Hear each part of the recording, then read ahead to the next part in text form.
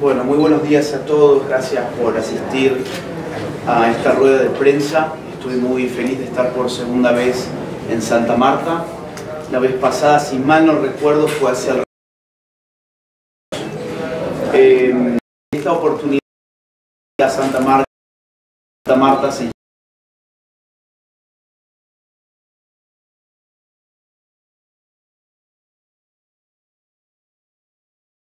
esta zona votar los países, porque lo que vengo a presentar es mi más reciente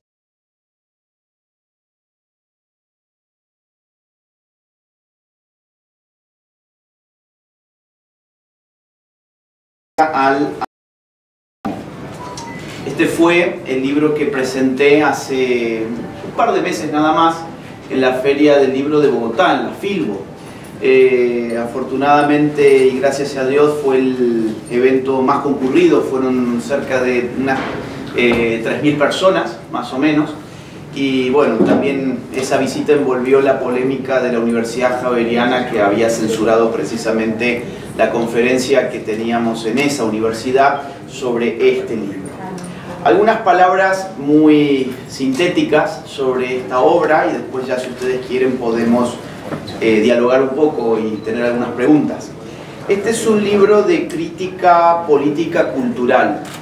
Es una radiografía de lo que está pasando a nivel generacional con nuestra sociedad, donde se están dando al mismo tiempo dos efectos.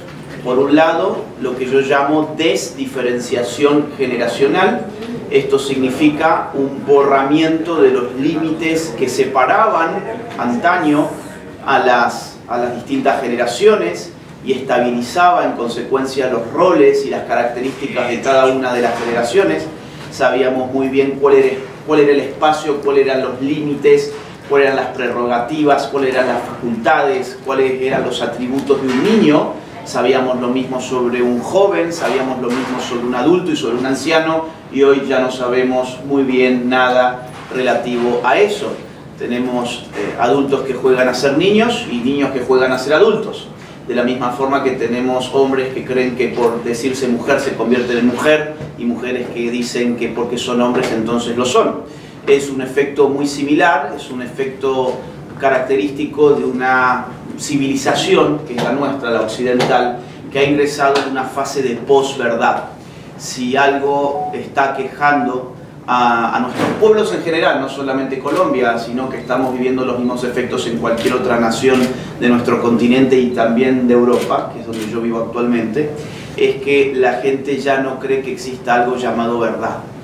Cuando cada uno tiene su propia verdad, cuando la verdad depende de los caprichos de cada quien, entonces el resultado es una generación completamente idiota. En las escuelas, en las universidades, pasando por la descomposición del grupo familiar, la gran crisis que está viviendo la familia en todas las naciones occidentales en general. El libro también se sumerge en mundos muy extraños para mí, como por ejemplo el mundo de la moda. Hoy el mundo de la moda lo que vende es no simplemente una prenda, sino una ideología también.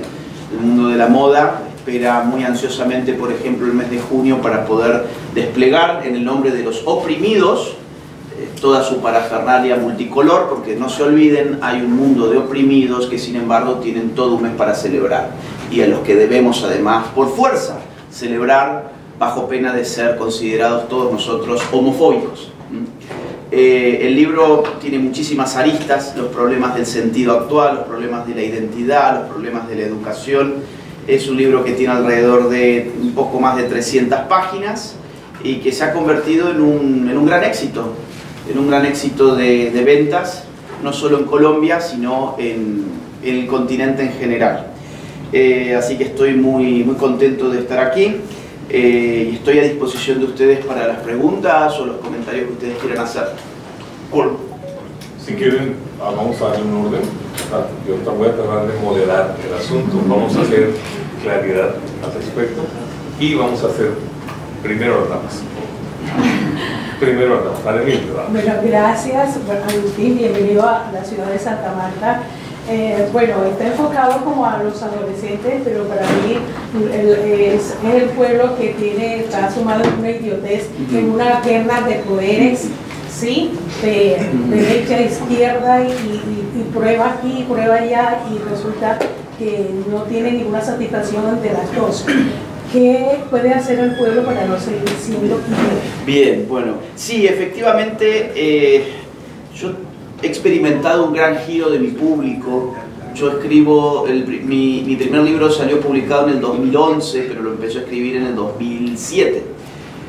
Y por entonces mi público era muy mayor, era gente de 50, 60 años y para arriba, un público adulto / anciano. A partir del año 2016 ocurrió algo que todavía no lo puedo explicar muy bien, y es que empezaron a llegar sobre todo jóvenes, y hoy el 80% de mi público tiene menos de 30 años, y una parte muy importante de ese 80% son adolescentes, como bien usted señalaba.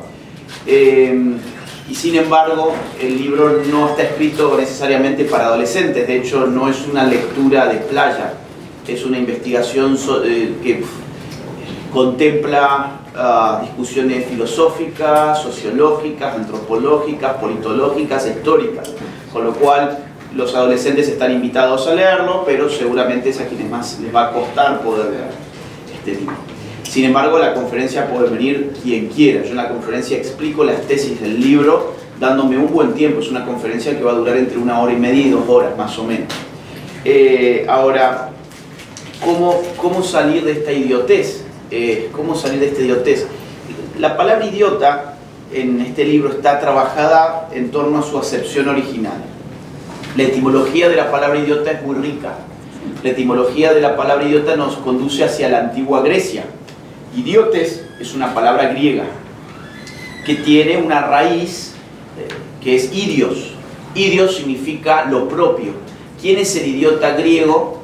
El que no puede salir de sí mismo, el que solamente puede mirarse el ombligo, el que tiene una vista tan corta que no puede ver más allá de lo propio. El idiota es aquel que está ensimismado, que cree que toda la vida es su ámbito doméstico, que cree que no se le requiere ninguna participación pública ni política, y que por lo tanto decide quedarse encerrado en las 4 paredes de su casa, diríamos hoy, mirando TikTok. Claro, en la Grecia antigua afortunadamente no tenían TikTok, tenían una ventaja respecto de nosotros. Y aún así, los filósofos griegos eran muy peyorativos con los idiotas. ¿Por qué? Porque los filósofos griegos entendían que la libertad residía en las capacidades políticas del hombre. El hombre, en la medida en que debe vivir en sociedad, debe ordenar la sociedad. Ordenar la sociedad es la acción política por definición. Quienes no participan de la ordenación de la polis o de la ciudad o del Estado, en nuestro caso, pues entonces tienen que someterse a reglas que son impuestas por otros. Y aquellos que no participan en política y ni siquiera se informan de quiénes son los candidatos en pugna, cuáles son los proyectos, cuáles son las discusiones, qué está pasando en su ciudad, qué pasa en su departamento, qué pasa en su estado, qué pasa en su nación, pues entonces esa persona, diría un griego antiguo, es un verdadero idiota que no está hecho para la libertad, está hecho para ser un siervo de los demás. Caso contrario, estaría preocupándose por ordenar la propia ciudad. ¿Cuál es la salida entonces a la idiotez? Creo que la etimología de la palabra idiota nos brinda muchas pistas. Por un lado, la participación política. Yo, bueno, soy cientista político, es evidente que voy a responder algo como esto, pero nuestras sociedades supuestamente democráticas han caído en la trampa, en una trampa enorme, que es pensar que la democracia se reducía solamente a la posibilidad de votar una vez cada 4 años. Eso no es cierto. El valor del voto no está en el voto en sí, sino en las capacidades que genera en la sociedad la posibilidad de votar. Cuando la sociedad está más dispuesta a votar por un reality show como Gran Hermano, y encima pagan por votar en un reality show, porque hay que pagar para votar en esos reality shows, y cuando la sociedad está más preocupada en hacer comparaciones porque tiene que comprar un electrodoméstico y vamos a comparar distintos tipos de precios, valoraciones, reviews, estrellitas, hablamos con el vendedor, vemos los catálogos, sopesamos el bolsillo y tomamos una decisión enteramente racional y compramos la mejor licuadora para nuestras necesidades, pero cuando se trata de votar un político no hacemos ni un 1% de lo que hacemos cuando tenemos que comprar una licuadora. Y no hacemos ni un 1% de lo que hacemos cuando hay que votar al próximo idiota que gane en la casa de Gran Hermano. Además tenemos que pagar por eso, para votar no hay que pagar. Entonces, ¿cuál ha sido el gran engaño democrático? Hacerle creer a la gente que la democracia era simplemente eso, ¿no? Ir a poner un papel y que no hacía falta nada más. ¿Qué hace falta para salir de la idiotez? Educación política. Educación política, que no solamente saca al individuo de la idiotez, sino que saca a la sociedad de un proceso de idiotización y devuelve plenitud a la democracia de los pueblos. Solamente puede haber democracia cuando sé lo que estoy votando. Si no sé lo que estoy votando, pues entonces ese voto la verdad que no tiene ningún valor real. Entonces yo animo, en este caso a las familias, no tanto al Estado. A mí me daría miedo que sea el Estado el que me eduque en política, el gobierno el que me eduque en política, eso sería muy peligroso. Yo animo a las familias a que abracen su condición de ciudadanos, que empiecen a hablar de política en su casa, que empiecen a instruir a sus hijos en temas que son importantes, porque el día de mañana salís a la calle y te comen vivo. Salís a la calle y te comen vivo. Así que el libro es un alegato enteramente político.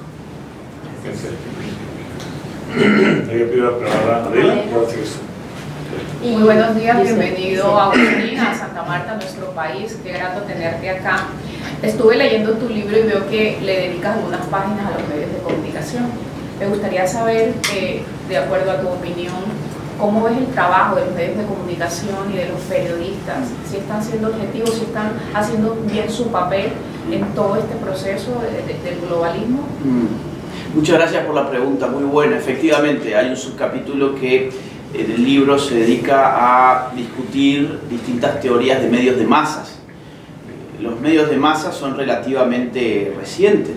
Ustedes imagínense que el cine aparece a fines del siglo XIX, la radio a principios del siglo XX, la televisión a mediados del siglo XX, y hoy ya tenemos un mundo con internet desde la década del 90 en adelante.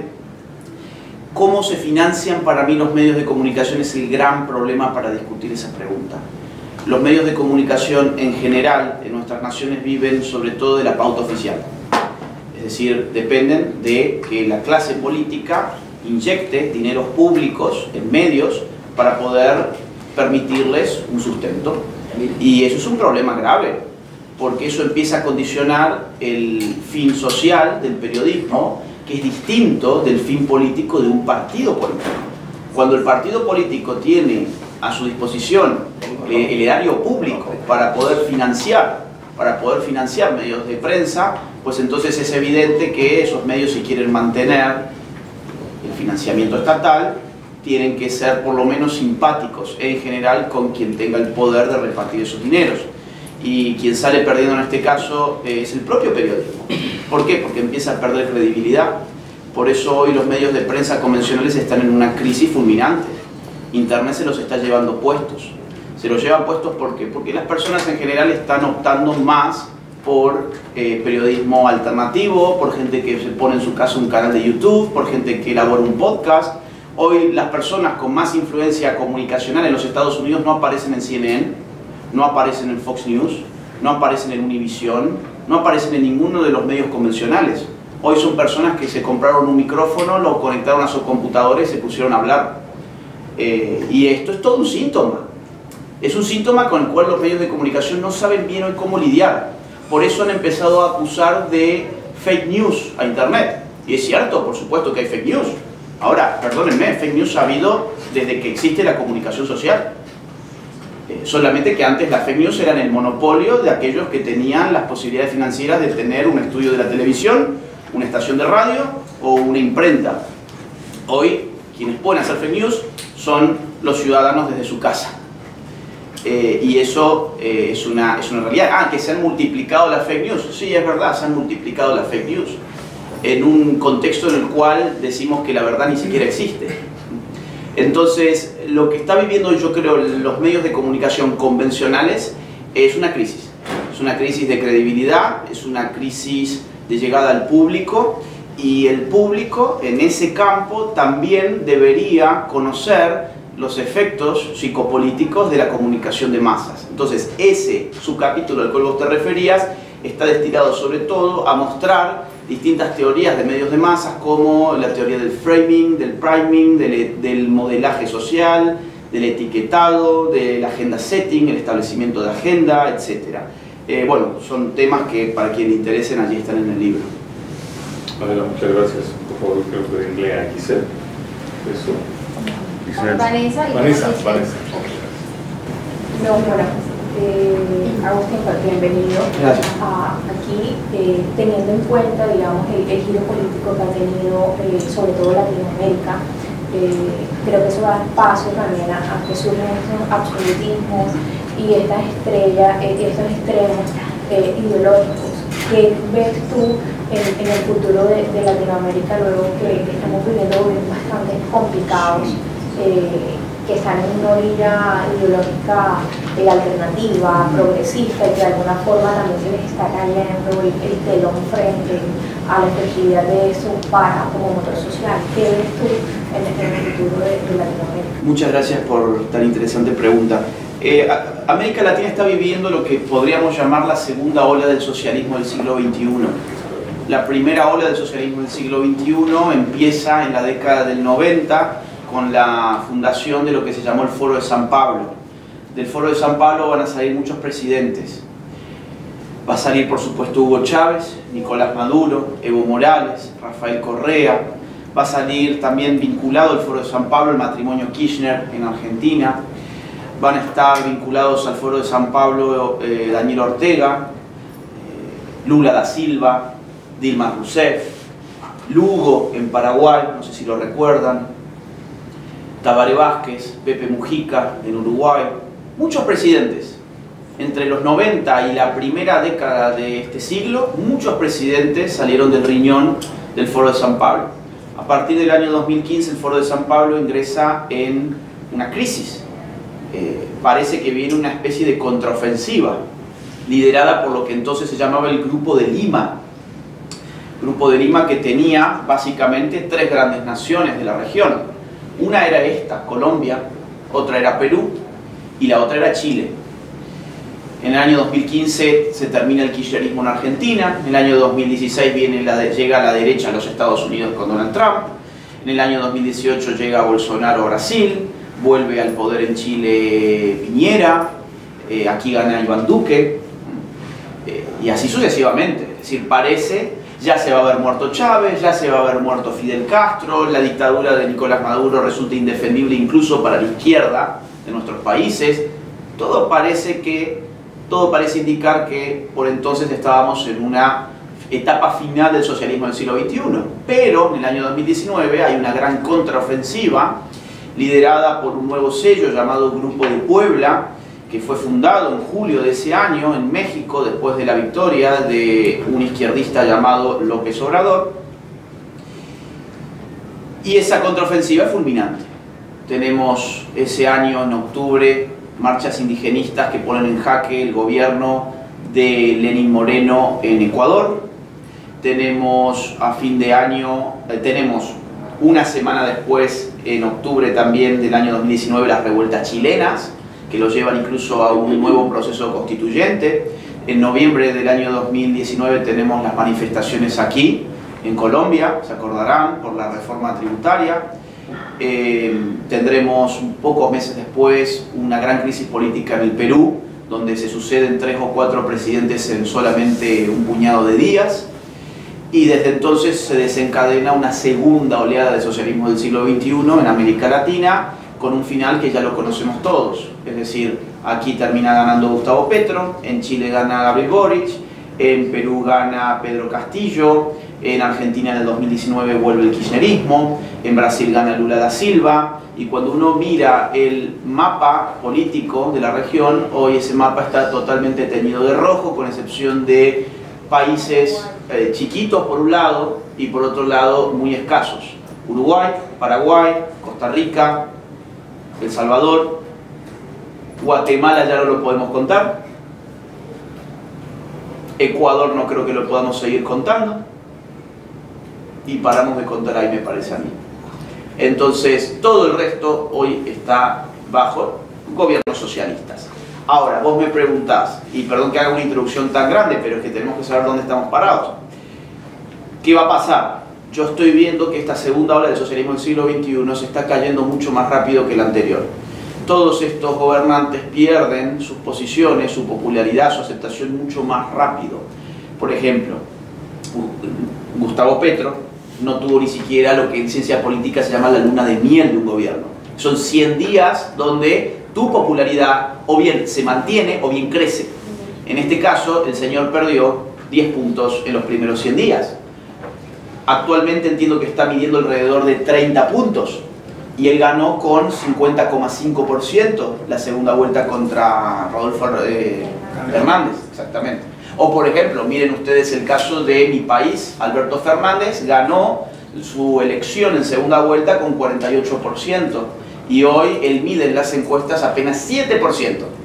Motivo por el cual no pudo ser candidato para la reelección. Es la primera vez en la historia del país que un presidente peronista no va a una reelección, pudiendo hacerlo. O miren, por ejemplo, el caso de Chile. El caso de Chile, Gabriel Boric ganó con un 54%, si mal no recuerdo. Y hoy Gabriel Boric debe estar midiendo 30 y pico. Y perdió las elecciones hace algunas semanas nada más por los consejeros de la Constituyente. ¿Y quién la ganó? Ya voy a ir a ese punto. Miren ustedes Perú. Perú, Pedro Castillo directamente se cayó. Su aceptación popular era del 20%. Se le descubrió un montón de casos de corrupción y el tipo cayó, su gobierno cayó. Porque en Perú es mucho más fácil constitucionalmente hacer caer un gobierno. En el resto de las naciones no es tan fácil. Entonces miramos el panorama y vemos que todos estos personajes que venían a prometerte el cambio, pues generaron un entusiasmo muy fugaz, muy fugaz.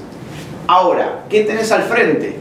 Al frente tenés lo que podemos llamar la vieja centro-derecha, la centro-derecha convencional. En Argentina es el macrismo, en Chile es el piñerismo, en Perú es el fujimorismo, acá diríamos es el centro democrático.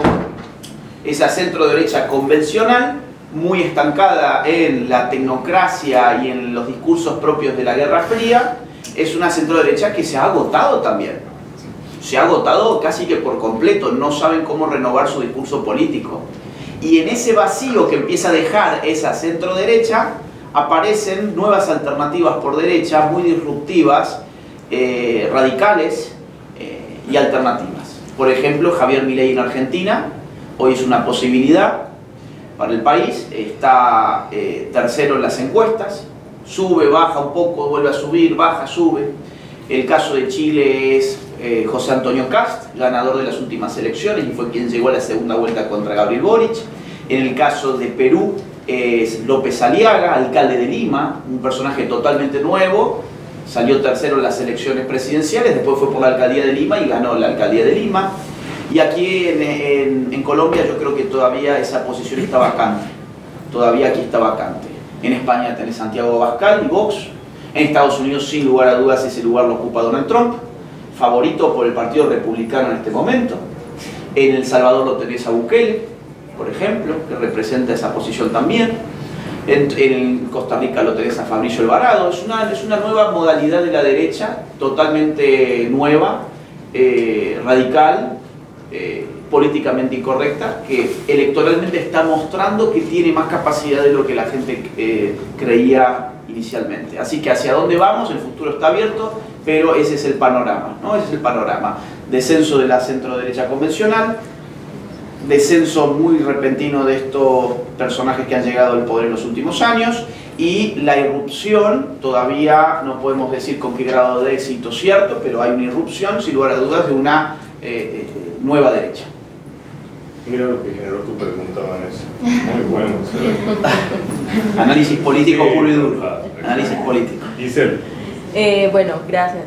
Bienvenido a Santa Marta. Es un honor que nos esté aquí acompañando. Usted habla mucho del tema de las familias, de la sociedad y del futuro. Precisamente mi pregunta va enfocada a eso. Soy madre, una preadolescente. Entonces, ¿cómo incentivar a las futuras generaciones a que no caigan y sean una generación idiota, que no se dejen llevar por el consumismo, por las redes sociales? Y cómo los padres pueden abordar esos temas teniendo en cuenta que desde los mismos colegios ya le están inculcando a muchos jóvenes a que deben pensar de cierta forma, si no, no es aceptado en la sociedad? Hay una visión sobre nuestra insistencia relativa al mundo de la familia que es injusta. Hay una visión de que nosotros somos unos ultraconservadores que defendemos a la familia porque tenemos alguna suerte de fetiche con la institución familiar. Una especie de irracionalidad de nuestro amor por la familia nos hace insistir en esos temas. No es irracional, es completamente racional y ha sido constatado reiteradas veces por la sociología. Familias fuertes generan individuos fuertes. Esa es la fórmula y se ha investigado infinidad de veces. Familias disfuncionales generan individuos disfuncionales. Miren ustedes, cuando uno analiza empíricamente, no es una opinión, es empírico, es científico, es sociológico.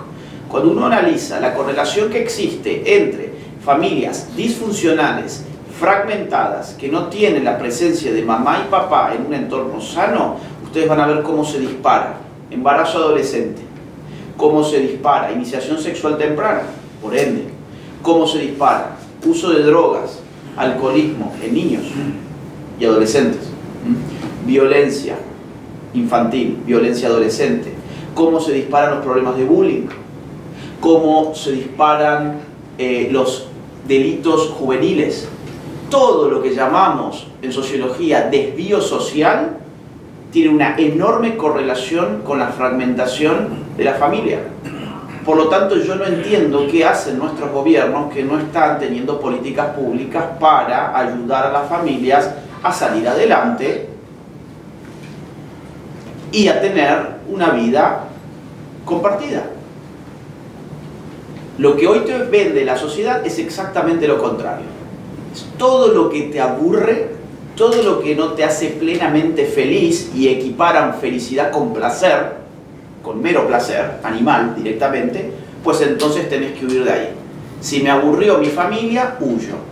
Si me aburrió mi señora, mi esposa, huyo. Voy a buscar algo que me dé una satisfacción inmediata. Nos hemos convertido en animalitos, orientados simplemente por señales que son importantes, pero no son definitivas, como del placer y el dolor. Entonces, hago esta introducción porque es importante conocer esos temas que no se los conocen. Sociedades fuertes tienen por necesidad familias fuertes. El individuo funcional viene de una casa funcional. De hecho, estoy recordando una de estas investigaciones de Oxford, de la Universidad de Oxford, donde te muestra cómo aumenta la depresión infantil. La depresión, la gran epidemia de nuestros tiempos, la gran pandemia no es el COVID, es la depresión, es el uso de psicofármacos, es el suicidio, del cual tampoco se puede hablar en la prensa porque genera efecto contagio. Y estaba viendo, decía, de la Universidad de Oxford, un estudio muy significativo que muestra el impacto enorme que tiene la depresión en niños, la separación de los padres. Cosas de las cuales no se habla.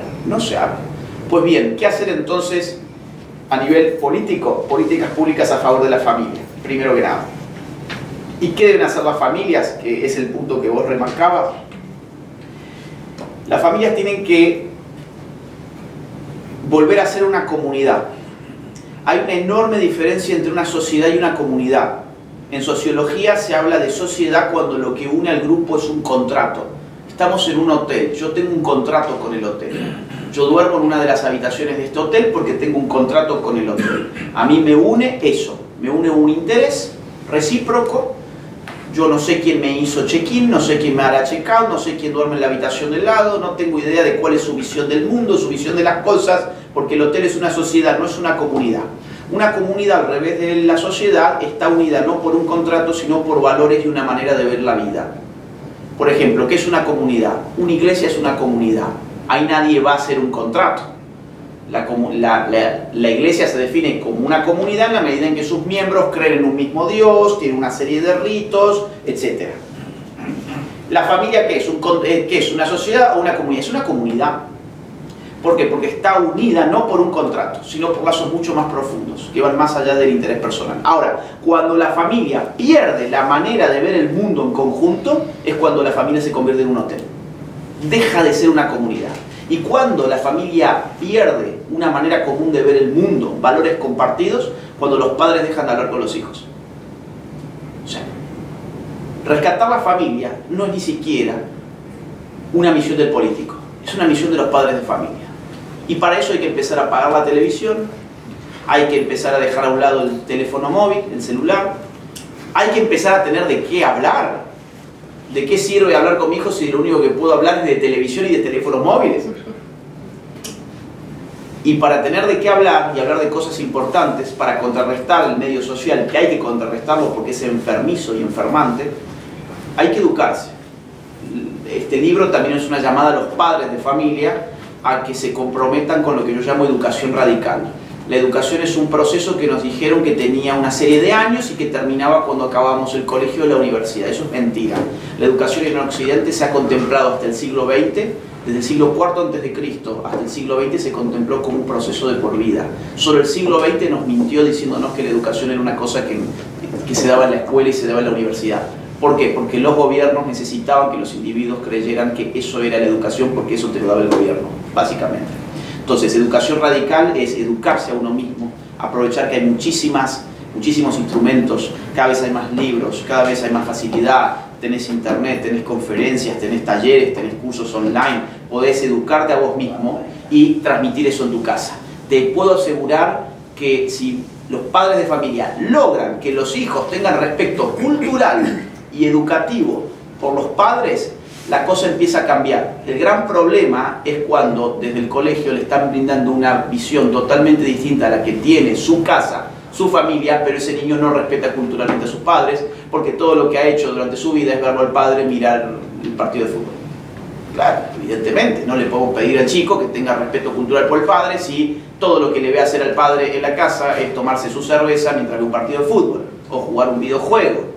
Y cuando el padre cree que va a ganar el respeto de su hijo mostrándole que se compró un buen auto nuevo, pues es un respeto meramente material. Por eso después es tan fácil lavarle la cabeza al chico. Por eso, porque no tiene ningún respeto por la cultura que le puede ofrecer su propia familia, porque es que no la hay. Y no la hay porque los padres de familia no se han cultivado a sí mismos. Así que el esfuerzo, sintetizo, el esfuerzo es de los padres de familia. Es de los padres de familia que tienen que amigarse con los libros, empezar a redistribuir su uso de ocio, que lo tenemos todos tenemos tiempo de ocio, pero no lo usamos bien, y empezar a hablar con los chicos, empezar a sacar las pantallas. Esto está haciéndole un daño tremendo, tremendo a los jóvenes. Los países nórdicos están retirando todas las pantallas de las instituciones escolares, por ejemplo. Mientras nosotros nos creemos que porque los gobiernos que nos dicen ay, mirá, repartimos tantas notebooks, tantas tablets, tienen tantas horas de pantalla, eso es bueno. Eso es pésimo, eso es pésimo. Ya hay muchos estudios que están mostrando cómo las pantallas a temprana edad bloquean las capacidades del desarrollo del lenguaje, por ejemplo. Chicos que tienen 3, 4 años y todavía no saben hablar porque están desde los 0 años mirando estas cosas. Entonces saquen pantallas, metan libros, apaguen la televisión, hablen con sus hijos. Vuelvan a hacer de la familia una comunidad y no un hotel. Predicaste Deuteronomio 6 sin usarlo. Excelente. Sigue, perdóname. Dani y sí, hace un momento cuando inició la intervención nos hablaba de las verdades construidas de realidades que son particulares, pero ¿qué papel cobran también las mentiras dentro del discurso político y ese ejercicio que han buscado vender o decirnos y de tanto repetirnos muchas veces se convierten en verdades? Sí, Efe. Bueno, Goebbels, el gran propagandista nazi, tenía todo un decálogo para imponer mentiras y uno de esos puntos consistía en repetir la mentira hasta que se convierte en una verdad. Yo creo que hay algo peor que eso, que es la falta de memoria. Estamos en un momento de tanta vorágine de datos, de hechos, de información, de distracción, que no nos acordamos ni lo que pasó antes de ayer. Por ejemplo, anoche hablábamos con Luis, me decía, ¿y qué pasó con el supuesto intento de magnicidio contra Cristina Kirchner. Ah, cierto, no me acordaba. ¿Y qué pasó con el teniente coronel que supuestamente se suicidó acá? No me acuerdo, fue hace 2 semanas, ya no me acuerdo. ¿Y qué pasó con la señora y con el señor Benedetti? ¿No? Y bueno, y no sé, ya pasó. ¿Cuánto duró eso? ¿48 horas? ¿72 horas? Fíjate que ya ni siquiera necesitas mentir. Necesitas tapar información con más información. Y hacer que la información que te quedó abajo ya no genere nada. Ya no genera absolutamente nada. Entonces, en la política hay muchas formas de mentir. Una sociedad que no cree en la verdad mal le puede acusar a sus políticos de ser mentirosos. Y aún acusándoles de ser mentirosos, mal se puede escandalizar moralmente. Cuando la sociedad naturaliza la mentira, y sí que la hemos naturalizado, nos hemos creído esas doctrinas de que no había verdades, no había mentiras, solo había nuestras particulares interpretaciones. Nietzsche, siglo XIX, no es tan nuevo como pensamos. ¿Cómo le exigimos después a un político que diga la verdad? ¿Y cómo le hacemos pagar una mentira? Pues no le hacemos pagar una mentira. Ellos ya saben que pueden mentir sin pagar ningún precio. Es un grave problema. La verdad, en su diferencia respecto de la mentira, era el arma política más importante de una sociedad democrática. Era la única manera con que el pueblo podía decir: este político no es ético, por lo tanto no lo queremos votar. Cuando vos quitas la ecuación de la diferencia entre la verdad y la mentira, pues ya no tenés un armamento democrático real, no tenés intereses materiales ni nada más. Entonces vos me decís, bueno, ¿dónde queda la mentira en política? No queda, no hay. No hay. Tenés información, tapás una cosa con la otra, tenés un ejército de comunicadores que van a presentar de la mejor manera posible tus propias mentiras. Podés decir hoy una cosa y mañana otra. Podés decir que no estabas casada. Podés decir que estabas soltera, pero que fue un error de digitación. No sé si vieron este caso. Es fantástico. Irene, sí. ¿Sí? ¿Y qué fue esto? ¿Ayer? ¿Antes de ayer? Y hoy renunció. Bueno, interesante. Ahí tenés un efecto. Ahí tenés un efecto. O sea, se ve que todavía algo de cordura queda. Algo de cordura queda. Pero vamos a ser sinceros. Es algo, no es todo. Es decir, ¿hasta dónde tenés que llegar? Bueno, nada. Creo que es un poco trágico, pero así estamos. Me salgo de una preguntita. Y después voy yo para resumir todo una pregunta. Una pregunta nada. Gracias. Bienvenido a la ciudad de Santa Marta, hombre. Un orgullo poder estar aquí con usted. 2 cositas. Primero, ¿se imaginó usted tener tanto éxito con este libro? Siendo, pues, para los jóvenes, 1, 2, ¿cómo ve a Colombia en la familia? ¿Cómo ve a Colombia en la política? Y en esos grupos minoritarios que se están tomando a nuestro país. Sí. Bueno, respecto del libro, yo soy un autor independiente. Es decir, la mayor parte de mis libros han salido publicados sin editoriales, siquiera. En su momento las editoriales no se animaban a poner el sello de mis libros, esta es la realidad. Fue muy difícil terminar siendo invitado a escribir en una editorial y terminó siendo una muy importante que fue HarperCollins. Este es el segundo libro que yo publico con ellos y hemos pasado por cosas duras, ¿no? Censuras, ataques, muchas cosas que genera este libro. El libro, es cierto, es un éxito de ventas. Ayer me pasaba en el reporte, estaba alrededor de 80.000 unidades en algunos meses nada más. Esto salió en febrero y eso en el siglo XXI es un número que para un libro es muy alto. Es muy alto, para un libro es un número alto. Y sobre todo un libro de estas características, que no es un libro de autoayuda, que es lo que más vende, esos libros que te dicen, sé feliz, ¿no? Si vos te mentalizás de que sos feliz, entonces vas a tenerlo todo. Ese tipo de no es sobre eso el libro, y eso es lo que la gente quiere escuchar. que le digan que todo está bien, y acá te van a decir que hay muchas cosas que no están nada bien.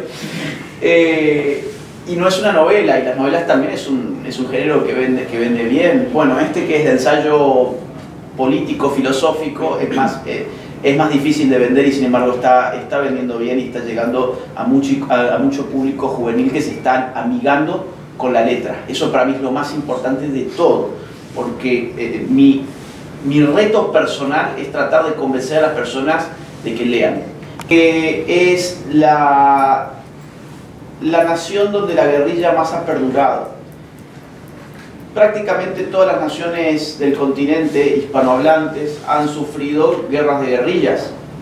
En Argentina tuvimos a los montoneros y al ERP, en Uruguay tuvieron a los tupamaros, en Chile tuvieron al MIR, en El Salvador tuvieron su guerra civil, en Bolivia el ELN, bueno, aquí estuvieron la FARC, el M-19 y el ELN, exactamente. Y aquí la cosa duró hasta la primera década inclusive de este siglo, hasta el año, bueno, todavía hay, todavía hay. Perdón, y digo lo más, hoy, y esto está más fuerte, y esto es muy importante, si no hubiese sido por la maniobra de Santos, hoy no habría guerrilla en Colombia.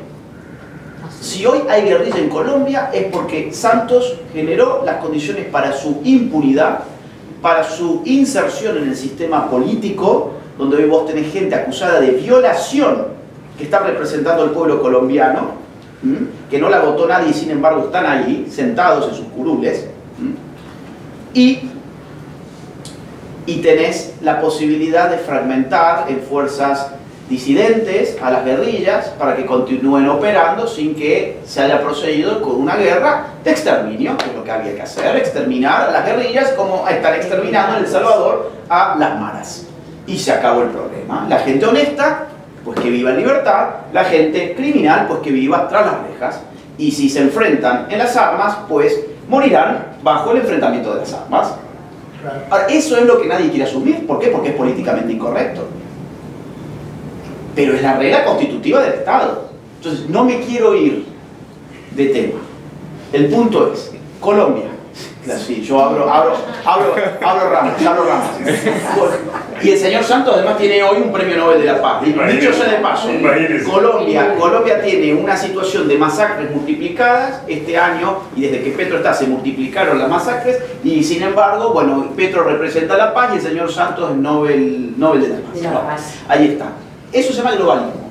Eso se llama globalismo. Son agendas internacionales, no es la agenda del pueblo colombiano. La agenda del pueblo colombiano se vio en el referéndum del año 2016, ¿no? 16. 2019. No, 2016 el referéndum por la paz. 16. No, digo el de Santos. Sí, 16, ¿no? 16. Claro, perdió el referéndum y no le importó, porque no era su agenda, la agenda del pueblo. Bueno, no me voy por ahí. Entonces, el punto es, Colombia es el pueblo que más ha sufrido la guerrilla porque es el pueblo que la ha traído hasta el siglo XXI. En el resto se fueron exterminando. En Perú la exterminaron en los años 90. En Argentina las exterminamos hacia los 80. En Chile en los 70. Y aquí en el año 2023 todavía hay guerrilla. Entonces, eso curiosamente le ha permitido al pueblo colombiano mantener en un grado importante una visión conservadora. Por eso, cuando la guerra de guerrillas más activa estaba en este siglo, quien ganaba las elecciones era Uribe, porque era el candidato que prometía la seguridad y la guerra contra la guerra de guerrillas. Ahora, cuando se desactiva, entre comillas, el episodio guerrillero, empieza a ganar la izquierda, ¿sí? Pero la sociedad, cuanto más va viendo que eso es una farsa, que la inseguridad continúa, que la guerrilla continúa existiendo, pues empieza a ver las cosas de otra manera, creo yo. Yo creo que Colombia es una sociedad más conservadora de lo que creemos a veces, más inclinada hacia la derecha de lo que creemos a pesar de las elecciones anteriores. Sí, a pesar de eso, y lo vamos a ver en lo que viene. Y respecto de la familia colombiana, La familia colombiana en general es una familia de valores cristianos, vaya o no vaya a la iglesia, ese es otro asunto. Culturalmente todavía hay valores cristianos en la familia colombiana. Ayer me decía Luis que además estaba creciendo las iglesias evangélicas aquí en Colombia. Y por otro lado, respecto de lo de las minorías que me mencionaba usted, eso está pasando en todas partes, es una agenda internacional. Es la agenda de la destrucción final de la democracia, la idea de que son las minorías las que tienen que gobernar. No, no son las minorías las que tienen que gobernar, son las mayorías, eso se llama democracia. Obviamente a las minorías hay que respetarles sus derechos individuales, pero hoy lo que las minorías están pidiendo en todas partes son privilegios. Por ejemplo, se viene aquí una ley trans que ya la conocemos en muchos otros países. Yo vivo en España pasó la ley trans a principios de este año. Es una ley donde se dice básicamente que uno puede cambiar su sexo frente al Estado con simplemente ir a decir que uno es de otro sexo, o sea, con su mera voluntad. Y eso genera muchos problemas. Eso te permite el día de mañana que tu mujer ingrese en un vestuario de mujeres y que haya un tipo allí adentro esperándola. Eso permite que tu hija que quiere jugar al hockey femenino tenga que enfrentarse a un equipo que tiene hombres jugando allí que dicen que son mujeres. Eso permite que una mujer que está presa, de repente le metan en su celda a un hombre que dice que es una mujer, como pasó en Argentina.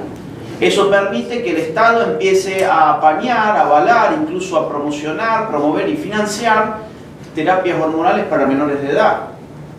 Terapias que no tienen reversibilidad, son irreversibles. Eso en Estados Unidos está generando tal nivel de estragos que en los últimos 10 años en Estados Unidos tenés un crecimiento del transgenerismo en niños y adolescentes de 4000%. 4000%.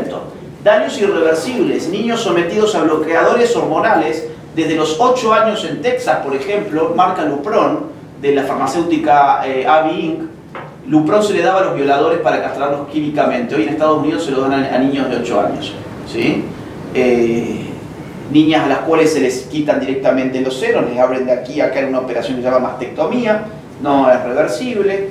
Niños a los cuales les mutilan sus genitales sanos porque dicen con 15 años que ahora son mujeres, no pueden votar, pero sí pueden decidir cuál es su sexo, y el Estado está ahí para apañarlos legalmente con ese tipo de ley que quieren pasar ahora aquí en Colombia también. Así que el asunto de las minorías viene muy fuerte, se meten con los niños de los demás porque ellos no tienen sus propios niños, y esto es muy importante entenderlo. Aquellos que quieren educar a tu niño son los mismos que dicen que a tu niño había que abortarlo.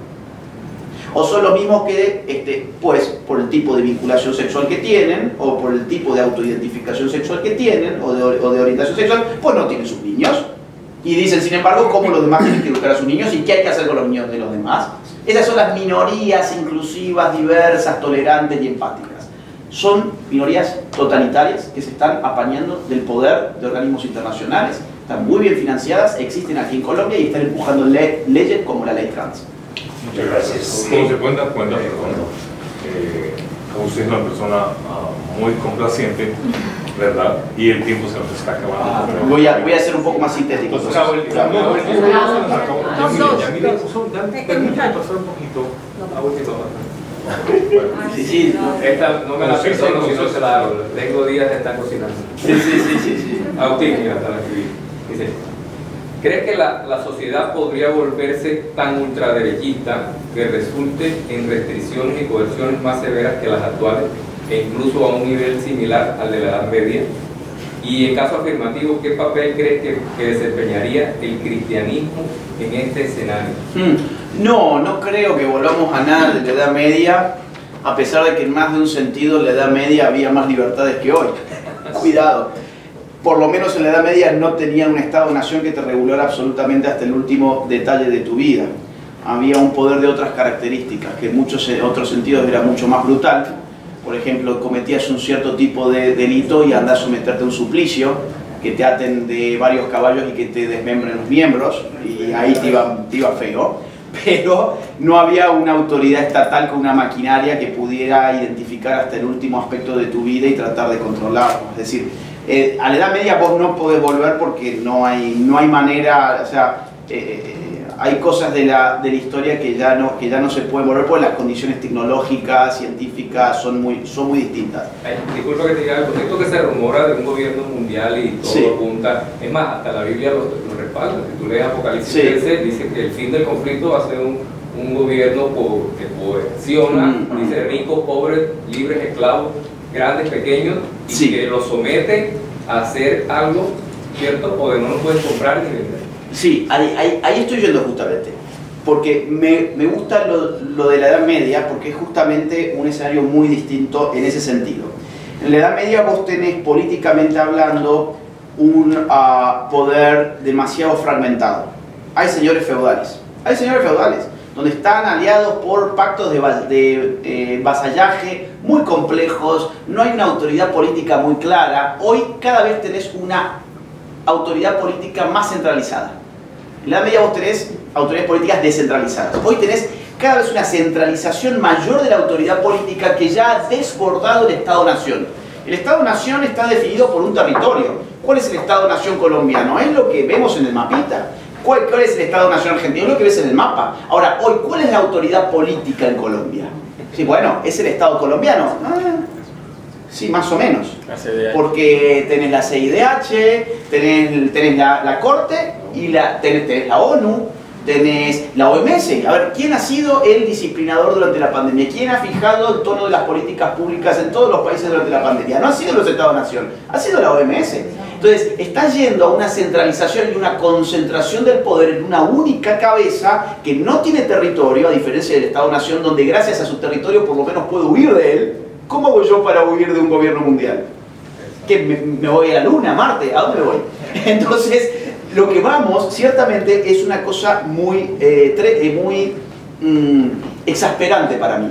Pero, vuelvo al punto, que si podemos ser cada vez más ultraderecha, yo no tengo ese tipo de miedo. Yo creo que lo que hoy los medios de comunicación llaman la ultraderecha no tiene nada que ver ni con nazismo, ni con fascismo, ni con una dictadura militar.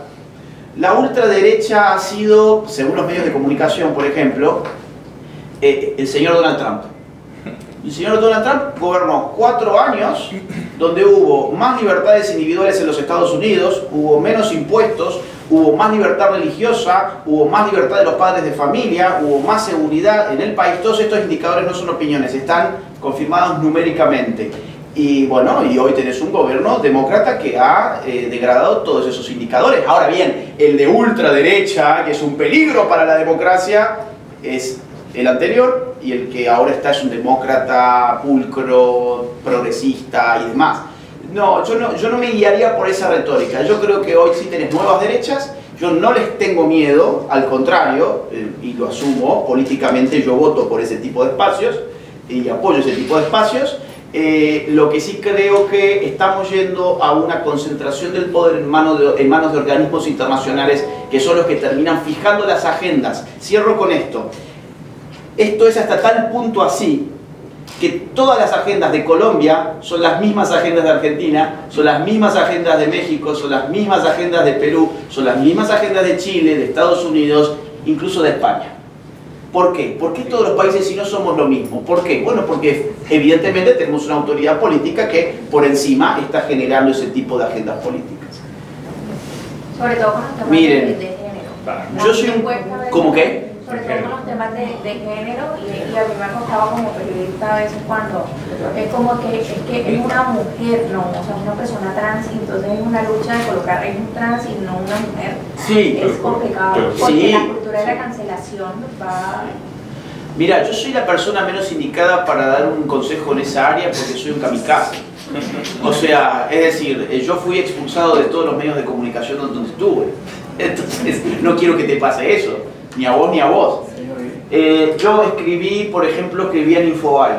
No sé si conocen Infobae de Argentina. Me publicaba muy habitualmente notas y un buen día me dijeron que ya no, porque llegó un editor de género y ya no me van a publicar más. O por ejemplo La Voz del Interior, que es el periódico más importante de mi ciudad, Córdoba, Argentina. también un buen día me dijeron, mire, ya no mandes más porque no vamos a publicar nada de esto, nada que vaya ni contra el feminismo, ni contra el aborto, ni contra ideología de género. Esos son los temas más duros. Entonces, yo te diría, conserva tu trabajo, no seas kamikaze, conservalo, pero trata de ir abriendo otros espacios para vos, aprovechar las redes sociales. Trata de ahí de comunicar de otra manera. Quizás te das cuenta que empezás a crecer más por redes sociales y que en algún momento podés ser contratada por otro periódico o empezar a monetizar lo que haces en redes y ya te podés liberar de la carga de tener un jefe que te diga que no puedes decir la verdad. Únanse. Perdón, que Francis me está diciendo algo. Una fotico con todos, bueno, pero con todos que creamos. Bueno, la última pregunta, porque hay que vivir la democracia y yo la sí, sí. Bueno, en resumidas cuentas y escuchando y de verdad muy atentamente a lo que has dicho y te doy la bienvenida, podemos resumir en esto que los gobernantes hoy en día trabajan para crear una sociedad de idiotas. Sí, sí, efectivamente. Es un poco la tesis del libro y por eso en el libro se describe de qué manera se hace eso. Se describe de qué manera no es que hemos sido idiotizados por el azar, no, sino que hay una voluntad de generar eso, cómo se genera, cómo se opera. Voy a dar solamente un dato sobre esto. China no es un gobierno que sea de mi simpatía, evidentemente, una dictadura comunista nunca puede serlo, pero China en TikTok han acomodado el algoritmo de TikTok justamente para que aparezcan cosas que valgan la pena, a la gente que le valga la pena. Vos en Occidente, vos mirás TikTok y no vale la pena nada. Son gatitos, perritos, gente bailando, gente con muy poca ropa, cuanto menos ropa tenga, pues más likes tiene. Ese tipo de contenido inútil, que no sirve para nada, te muestra que evidentemente hay una voluntad de que la gente consuma eso aquí y hay una voluntad de que en China consuma otro tipo de cosas. Es cierto que prefiero toda la vida vivir en Occidente que en China, pero hay que reconocer con ese ejemplo de que habría dos formas por lo menos de hacer que funcionen las redes sociales. No es tan espontáneo como uno cree. Entonces el libro, para cerrar, es una radiografía, me gusta decir, de la manera en que quienes tienen el poder les conviene mantener a la gente idiota y de qué manera lo hacen. Exacto. Muchas gracias.